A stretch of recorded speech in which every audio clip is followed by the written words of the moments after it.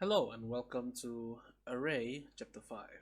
So in this part of the chapter, we will enter the two-dimensional array. Two-dimensional array is quite different from the one-dimensional because it involves rows and columns, as you can see in this slide. So the two-dimensional array in C programming is also known as matrix. A matrix can be represented as a table of rows and columns. Two-dimensional arrays are declared in the following form: data type like int, floating, and character. Array name, you can give it any name that is suitable. And the two brackets over here represents the row size and the column size. So this is one of the example how you would write it in your code: integer arr 2 3 in brackets. So here it represents there are two rows and three columns. As such, this represents the row, the left to right.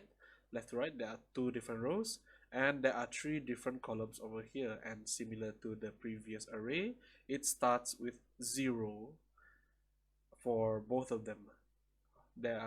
Since there are two rows, there it represents with 0 and 1 over here, and with the three columns it represents with 0 1 2, three different columns. Okay, this is how you will write, and this is how it will be represented in your table. Okay, so the first element of this array is arr00, and the last element is arr12. Here how you can use or access all of the other elements.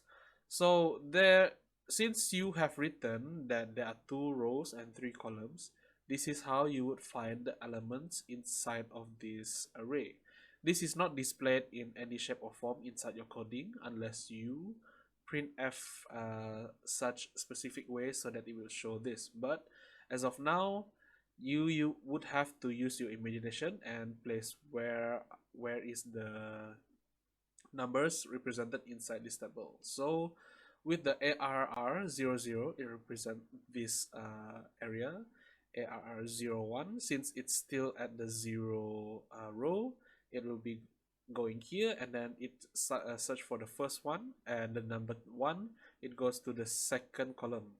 Same goes for this one. Array02 goes here. Array10, it goes to the second row now with the first column. This one goes to the second row, second column, and this one ARR12 goes to the second row and the third column.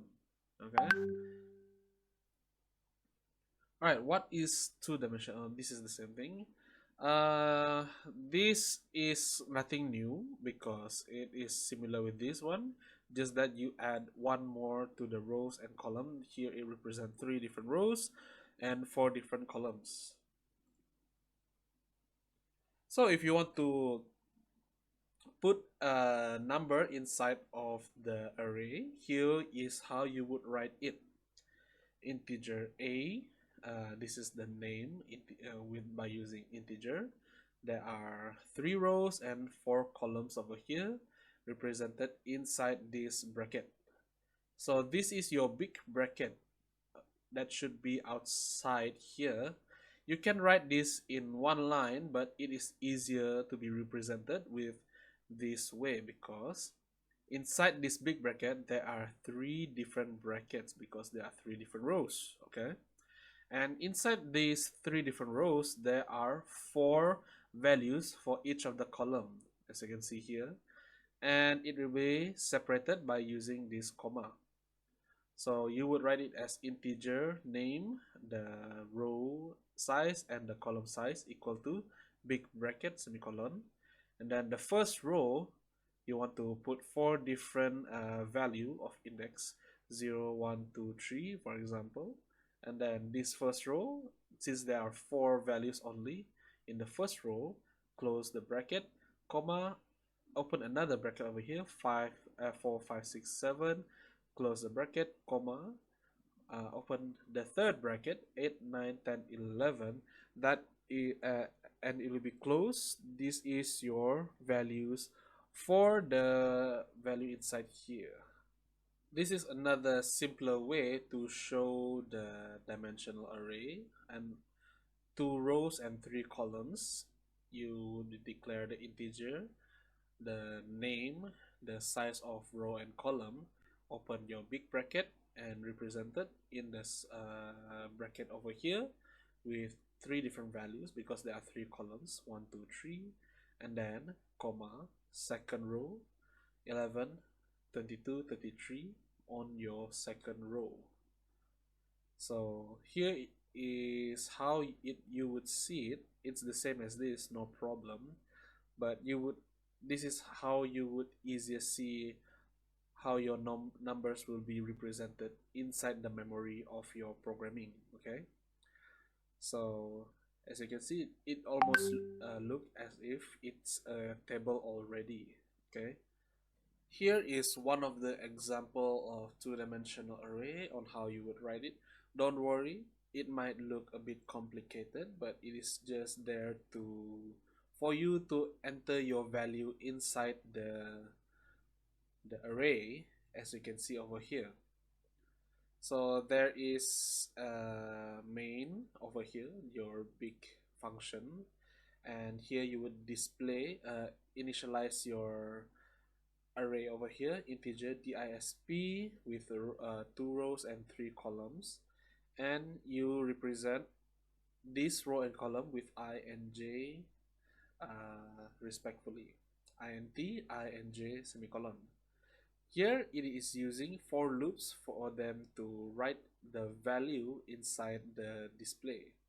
So for I equal to 0 when I is less than 2, I plus plus, and inside here there's another loop inside this for loop, j equal to 0, j is less than 3, and j plus plus.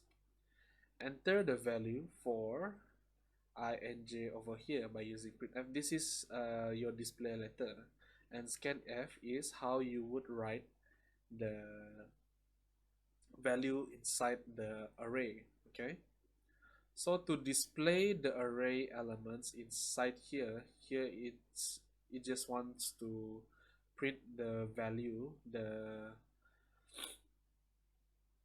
Here it just wants to show the value of each number inside your array.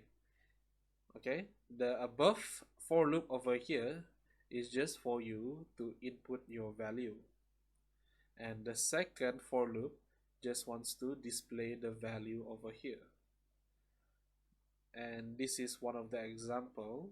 As you can see, enter the value for disp 00, so it wants to go for the first element inside the table, and then it continues on with the second column and the third column. All these for the first row, and the second row is over here. It wants to go for the second row and the first column, and second row, second column, and second row, third column.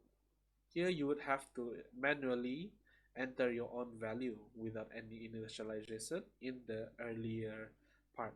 And here it shows the value that you have placed inside here, 1, 2, 3, 4, 5, 6, 1, 2, 3, 4, 5, 6 in their respective places. So that is all for array in chapter 5 for both one-dimensional array and two-dimensional array. Both of the two-dimensional array is not that far difficult from the one-dimensional array, just that adding the row and columns to put your values inside. That is all. Any questions, do ask in the WhatsApp group. And yeah, that is all. Thank you for listening.